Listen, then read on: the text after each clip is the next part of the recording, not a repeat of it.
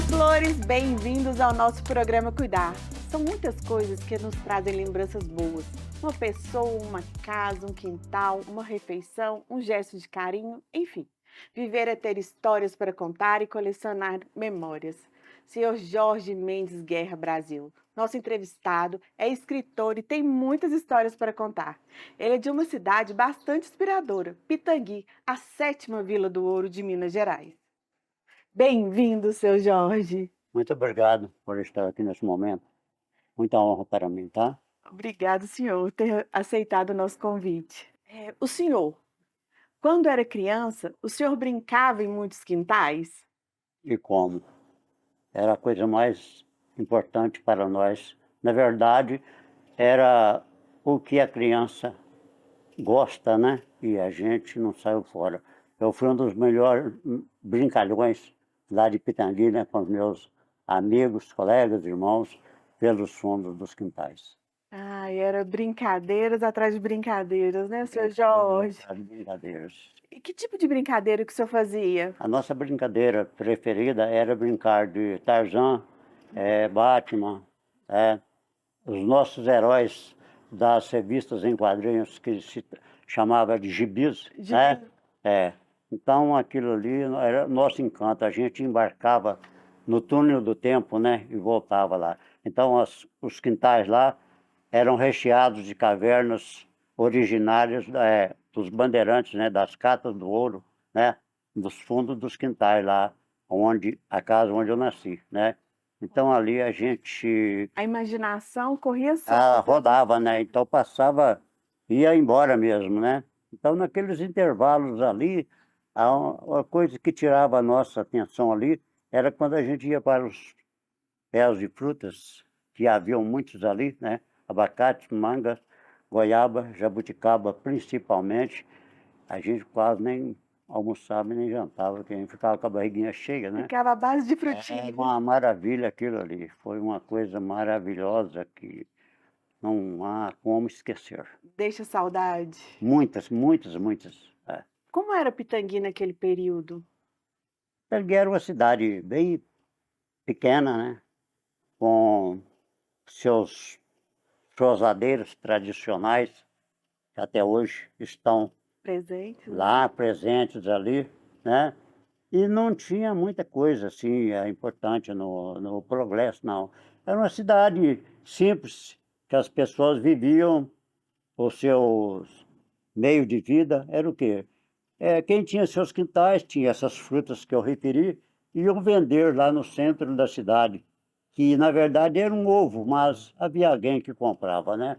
As nossas frutas. Eu mesmo, nos meus tempos de criança, eu vendi muitas frutas pelas ruas da cidade lá, né? Então, outro pegava para um meio de vida, de sobrevivência, capinar um quintal, né? Fazer uma fossa, usava muito isso aí, podemos entrar nesse assunto aqui, interessantíssimo, que não havia essa modernidade que temos hoje, então eram as fossas no fundo dos quintais, né? Referente a isso, há muitas histórias a contar também, mas, né, para não prolongar, então era o meio de vida, ia a cidade para casa, com as suas vendinhas, seu comercinho bem pequenininho, e um povo muito simples, né? Suas diversões pequenininhas. As diversões era contar causos nas portas das casas Final à do noite. Falar da vida dia, dos outros. Fazer uma ele fofoquinha, contando. né, da vida dos outros, né? É tão gostoso, né? Isso é uma coisa que não pode sair, não largar, não, né? Tem que continuar. Tomar conta da vida dos outros. É. Ai, ai. A cidade de Pitangui é cheia de histórias. Tem alguma história que o senhor quer nos contar?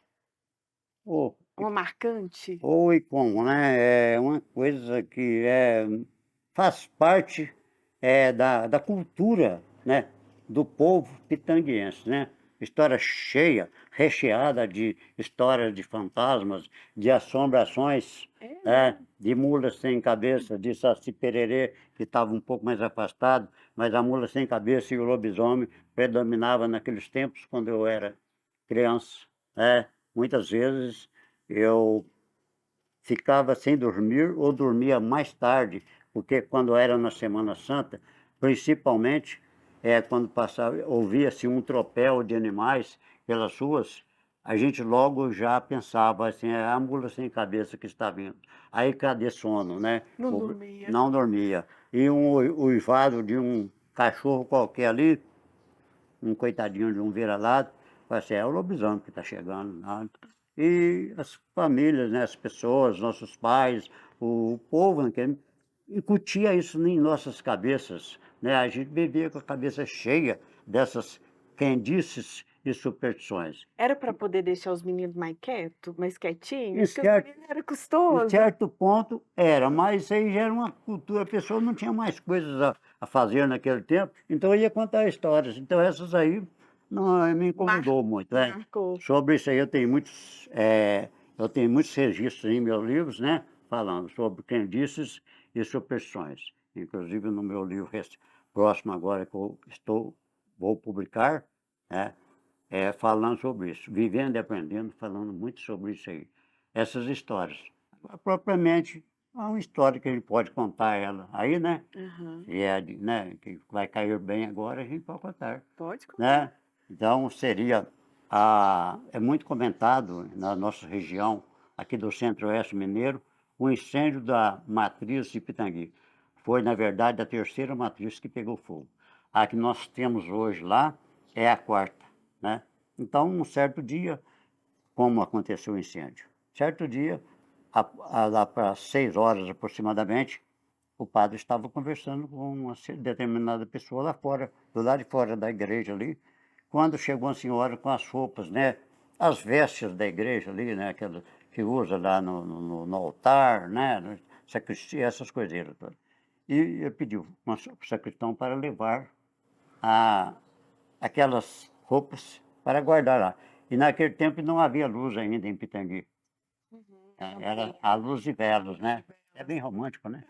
Mas então o sacristão, já um senhor, há 2 versões, um diz que era rapaz, um menino novo, o outro diz que era, então vamos deixando isso de lado, o que aconteceu? Ele entrou depressa lá e com medo, que já estava na penumbra, ele colocou as roupas lá na sacristia depressa, acendeu a vela e saiu, voltou depressa com medo, e a vela acabou se queimando toda, pegou fogo no móvel, que já estava ressequido, e daí que aconteceu o incêndio. Rapidamente alastrou-se pela igreja toda e foi um incêndio terrível que aconteceu. Conta-se que dentro de 6 horas todo o templo já estava no chão derribado. E a correria, a tristeza do povo todo correndo para apagar o incêndio e salvar algumas peças sacras, né, até algumas imagens que chegou a acontecer que salvaram. Uhum. E ficou ali aquela tristeza do povo de Pitangui, né, dos católicos de Pitangui, perderam o seu tempo de oração, né. Foi uma lástima, foi uma coisa tenebrosa, muito triste, né, que até hoje a gente ouve contar. Alguns relatos no meu livro também, eu já relato alguma coisa lá sobre isso. E mas passados 7 anos, esse povo mesmo que sofreu tanto com essa perda, com um pouco de sacrifício, eles agarraram, né, de unhas e dentes lá com a sociedade e as autoridades eclesiásticas, né, de algumas regiões ali perto também, né. Depois de 7 anos, a igreja nova estava de Se pé, ergueu para a alegria do povo. daquele povo, a superação, né, o esforço daqueles povos. Estava com seu tempo novamente. Foi a alegria da Muita cidade. alegria, né, foi uma É um povo muito realização, né. católico, né, Deram pessoal a de volta por cima, né. isso aí. Quando o casarão, uma casa, um prédio, pelo passar do tempo, ele se desfaz, né, se destrói, o que que o turista e os próprios moradores perdem com isso? O turista, de uma certa forma, ele perde, porque deixa de ter um local para visitação, para informação, inclusive eu até como guia de turismo em Pitangui, né, já perco alguma coisa ali, né, para informar, e falar: "Não, isso aqui não vai existir mais". Mas quem perde mesmo somos nós, o povo, amantes da nossa história, né, amantes do nosso patrimônio cultural ali, né. Quantas histórias, quantas coisas maravilhosas aconteceram naquele casarão, né. Quantos Quantas pessoas de bens, né? Que hoje são cidadãos aí no Brasil aí, Já que passaram por Pitangui. passaram por aquele estabelecimento, né? Por aquele local ali, né? Viveram ali, nasceram, cresceram. Então, aquela imagem já vai perdendo, né? Essa coisa toda. Então, é bem desagradável. Eu tenho um poema que denomina-se Lamento do Casarão. Modéstia à parte, né? É um dos poemas mais lindos que eu tenho e ele é muito declamado lá em Pitangui, nas escolas, né? Então é uma coisa, né? O Lamento do Casarão. Desde certa vez, eu andando pelos ladeiros de Pitangui, ouvi um murmúrio, como se fosse um lamento de vozes. Chegando mais ao local onde estava aquilo acontecendo, eu deparei bem, com nitidez, que era um velho casarão, em nome de todos os outros, fazendo um lamento, né? Aí eu falo assim, pedindo para não ser demolido. Assim, não me deixe sucumbir, pro chão não quero ir, muita chance que ainda me resta. Faço parte do passado, conserve-me com muito cuidado, para muita coisa ainda presto. Lembre-se de que abriguei avós, pais e filhos teus, e muitos são hoje doutores. Não tem lembrança de mim quando em meu jardim trocavam juras de amores? Aí ele vai Lindo. dizendo, guarde-me as sedes, onde, né? Então é uma coisa, se a gente for tentar aqui, talvez a gente não vai. Mas é por aí. Maravilhoso. É importante para você. Pessoal, a gente vai para um rápido intervalo e já já voltamos com o nosso programa Cuidar.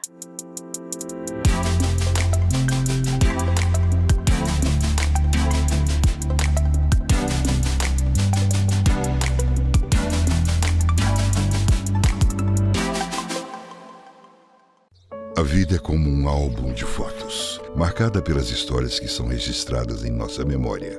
E sabe o que é mais especial? Pensar que a essência de todos esses momentos é simplesmente o cuidado. Ao dar os primeiros passos, cuidaram para você não cair. Na noite que você chorou, alguém te abraçou e disse que tudo ficaria bem. Quando ficou doente, pôde ouvir as orações de quem mais te ama. O cuidado é a essência da vida e é também o que inspira e move a cuidar. Uma empresa de assistência funerária focada em oferecer atendimento totalmente humanizado, prezando por assistir com uma atenção especial todos que precisam de cuidados nos momentos mais difíceis.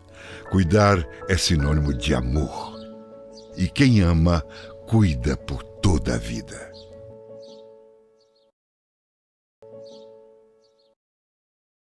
Às vezes, nós passa cada susto nessa vida, já reparou? E é por isso que nós tem que estar preparado para cuidar do nosso si. Comparação, eu falei para Vicente, para que nós tem o cartão de desconto da Cuidar, Vicente? Uai, é para ficar em dias com a saúde, ufa! Desde que nós fez o plano de assistência da Cuidar, nós tem desconto em médico, em exame, nós também tem desconto em supermercado, varejão, academia, loja de roupa, acessório, salão de beleza, gás e até posto de gasolina, acredita? No fim do mês, os descontos ficam maior do que o preço da mensalidade dos planos. Olha pra você ver que trem bom. Pra nós viver muitos anos, tem que ter uma saúde boa. E isso, a Cuidar pode fazer pra nós. Tá esperando o quê, uai? Corre lá pra fazer seu plano também e aproveita a vida.